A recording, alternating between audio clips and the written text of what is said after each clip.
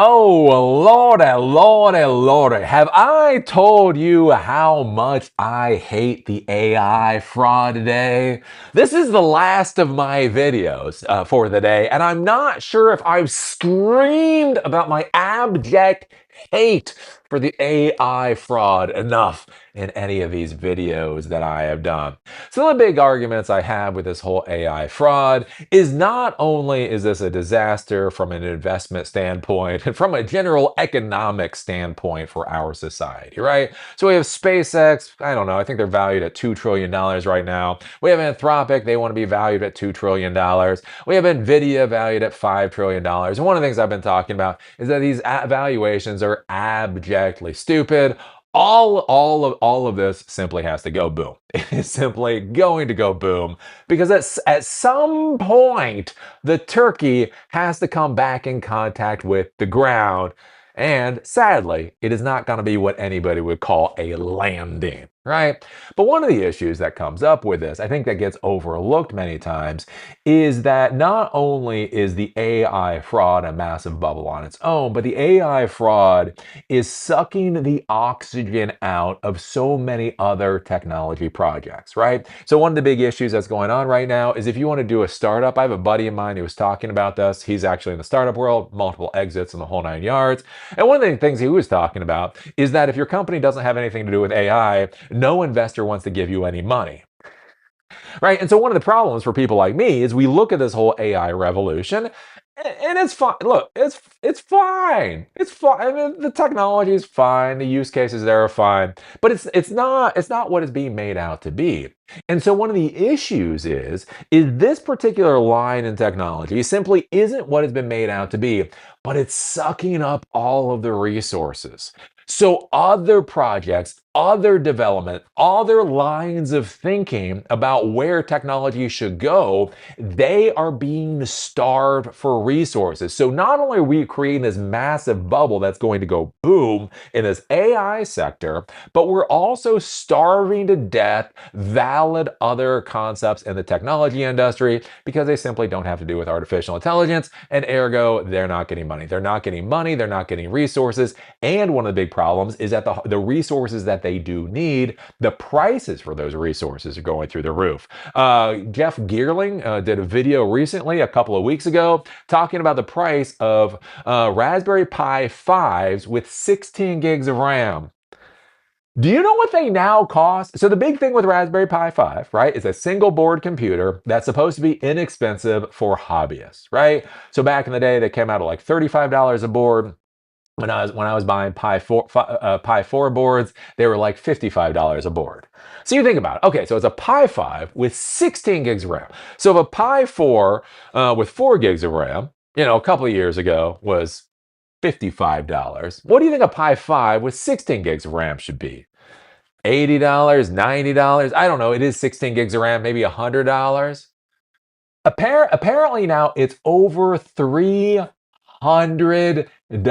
for a Raspberry Pi 5 with 16 gigs of RAM. And remember, when you buy that board, that's not everything. You still also have to buy the power supply. You have to still buy the micro SD card. You might also still have to buy the fucking heat sinks to keep the damn thing cool, right? When you spend $300 on a Raspberry Pi 5 16 gig board, you are literally just getting the board. And so one of the problems that we run into is what happens if you want to build for an IoT world. You want to create smart sensors. You want to be able to pull in information or do things. You want to have systems that are powered by solar panels and batteries. You want to put systems into cars and that type of deal. Like that's the kind of thing you would use a Raspberry Pi 5 board for. And the prices for those are going through the absolute roof because of the price of RAM, right? The price of memory. We've talked about that before. For 2026, it was like 70% of the memory that was being produced for 2026 was already taken before the year began. Apparently for 2027, 100% of capacity has already been allocated. And we're barely halfway through 2026. I was reading an article from Micron. So Micron is a memory manufacturer. They have 150% demand. Think about this, 150. They don't have 90% demand or 95% demand or 100% demand. That would be hard. 100 of there is 50% more demand than there is actual supply. And they're talking about bringing new fabs online. And the issue is even when you bring new fabs online, you're just going to close the gap.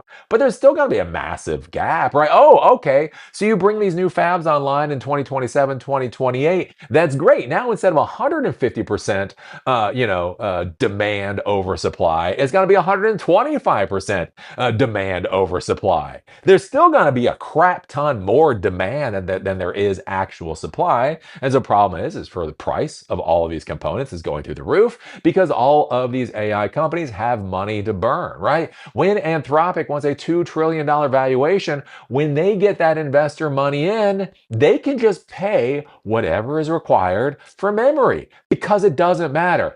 Revenue doesn't matter. Profit doesn't matter. Just pretending that you're successful for the investors matter, right? This is a big thing with OpenAI. OpenAI, again, I just did a video talking about this. They burned $12.3 billion, $12.3 billion in losses for a quarter. They have already burned $21 billion in cash in 2026 already. So they're just gonna keep burning more, and their burn rate is actually going up. So whatever the cost of memory is, whatever the cost of the resources are, they will simply pay it. The problem is what happens for the technology businesses that actually have to worry about revenue and profit. What happens for the technology businesses that don't have unlimited pocketbooks? Basically, they are going to go belly up and they're going to die. And that's what we're looking at with Pine64. So Pine64 is a single board computer, basically much like a Raspberry Pi. I don't actually have experience with Pine64s. You know, I'm one of those people that I find a particular product and I generally stick with it. But I've heard good. I heard good things about Pine64s.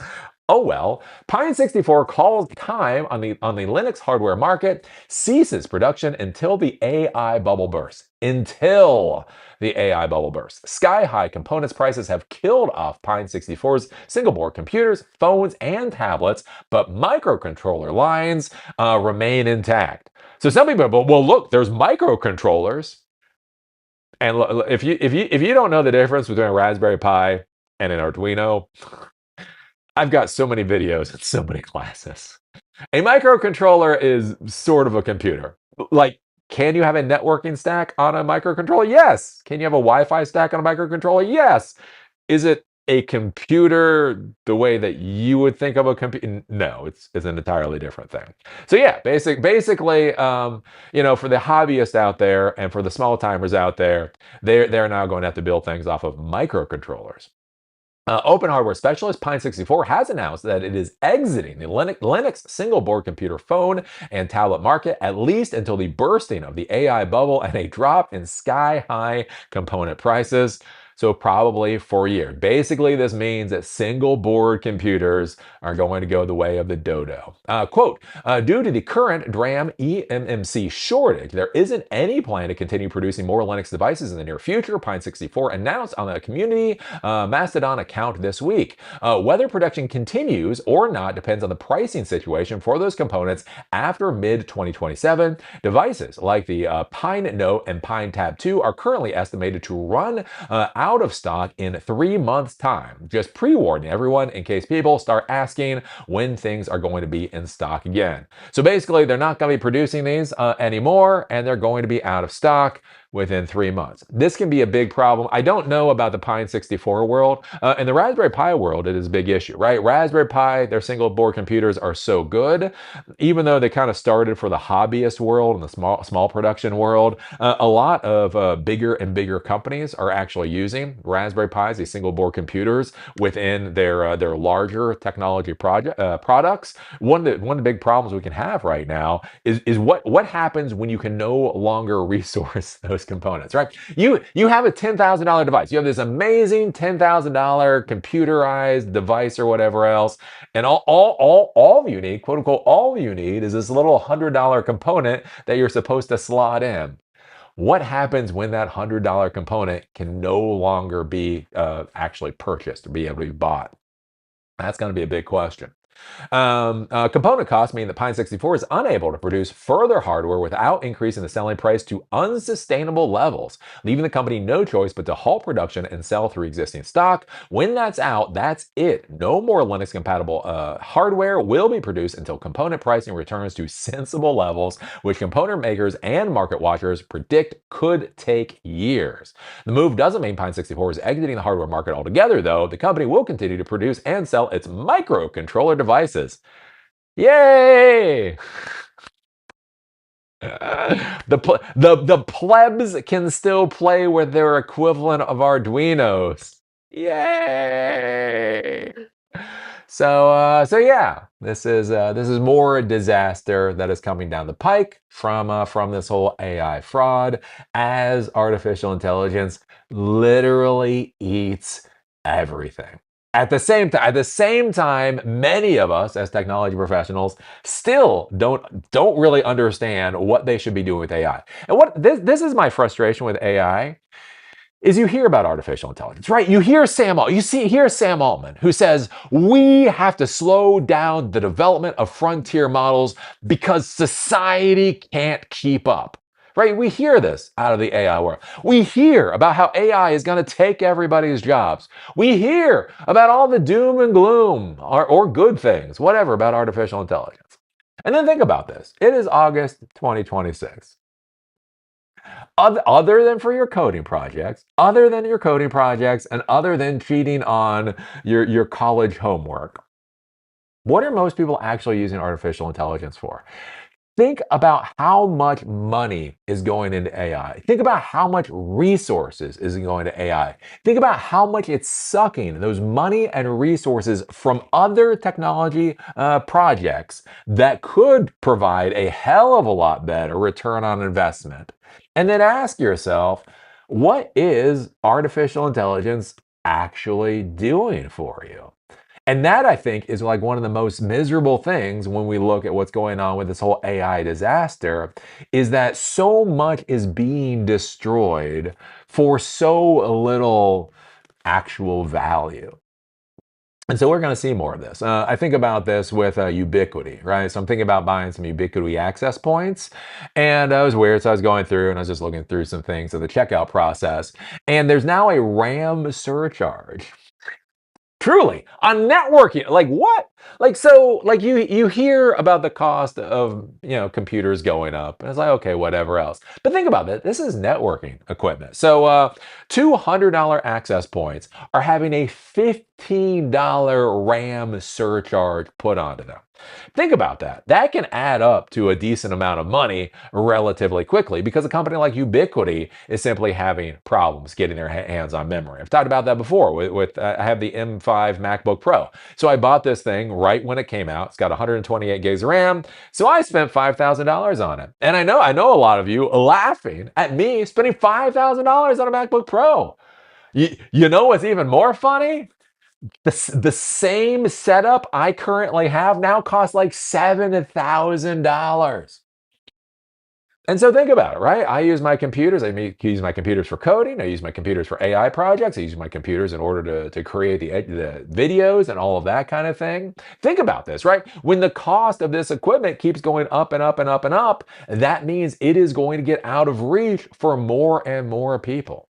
So that's one of the things to realize about this whole AI disaster. It's not simply the stupidity of the investors and the normies simply jumping on this AI bandwagon. The thing that you have to be thinking about is everything that is being taken away from everything else in the technology world in order to support this disaster, right? What's gonna happen when you can't buy networking equipment? I mean, that's gotta be creepy, right? Because again, they talk about 2027, 100% of the stuff that's going to be coming off the line apparently has already been allocated already. Micron, they came out like yesterday. They said currently demand is at 150% of their supply. And the interesting thing is they're bringing more fabs online. Apparently in 2027, 2028, they're going to bring another fab online.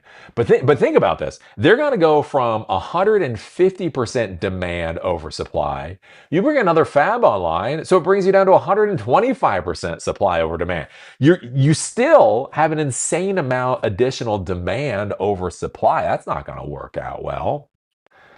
So anyways, there you go. Some things to be thinking about, in the real world of technology. And this is the kind of stuff that changes the path of your career, right? I've talked about this before with electronic repair, right? So Louis Rossmann, frenemy of the show, Louis Rossmann, right? He made a lot of money repairing Mac computers. And one of the things I thought was really interesting about him repairing Apple computers is that when I was in the Army, I was actually an electronics repair person, right? So I was certified for component level repair of electronics.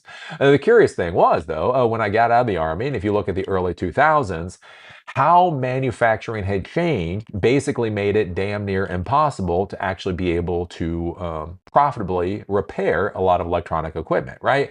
How motherboards and how the equipment was actually designed had changed, and then things that you needed, simply, spare component parts, diagrams, troubleshooting routines, all of that kind of stuff simply weren't available, right? If a motherboard failed, if a capacitor failed on your compact motherboard, right? Again, unless you had information that didn't exist, it wasn't a valuable enough repair. What was interesting with Louis Rossmann and repairing Macs is that Apple decided to create only a few different lines of computers, and the computers themselves were relatively expensive, right? So if your $500 compact fails, and I tell you it's going to be a $400 repair, you tell me to bugger off. Right? If your $3,000 MacBook fails and Lewis says it'll be $400 to repair it, you're more than happy to hand over the cash, right? Two computers, right? Whatever else. But because of the market dynamics around those different computers, the viability of the business, the viability of repairs changes massively. And so that's one of the things we've had over the past number of years is, unless you're dealing with Apple computers or a few other types of electronic devices, most of the time it's simply it wasn't economically viable to try to repair those devices, right? Because of the macro forces going on. What becomes interesting now is, as all of this is changing, right? As it's becoming impossible to get your hands on memory, as it's becoming impossible to get your hands on certain components, it changes the math on whether things should be repaired or not. It changes the math on whether things should be recycled or not, and that type of deal. So this is something to keep in mind as we start moving forward. I think we are going to get a renaissance of recycling and repairing electronic equipment, simply because that is going to be the only viable option for a lot of folks going forward. So what do you think about this? What do you think about Pine64 exiting the single board computing market for the Linux world? What do you think about them saying basically it's simply because of the cost, right? The cost now makes it unsustainable to try to produce and sell this type of equipment. What do you think about a Raspberry Pi 5 going for $300? Are you starting to understand why I'm really, really, really pissed off about this whole AI disaster? Put your thoughts down below. If you like these episodes, do remember they're on Spotify and on Apple Podcasts. Link is down below. If you want to follow me on LinkedIn, there's a link down there too. With that, see y'all later.